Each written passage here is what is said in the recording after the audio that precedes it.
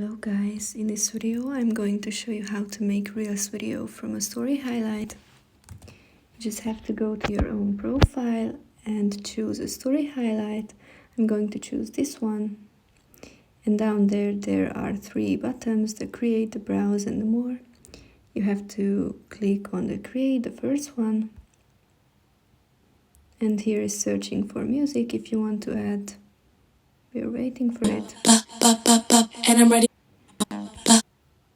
You have to click on the next button twice, and here you can tag people, add location if you want, and also you can save it in the drafts, but we are sharing it now. Let's wait for it.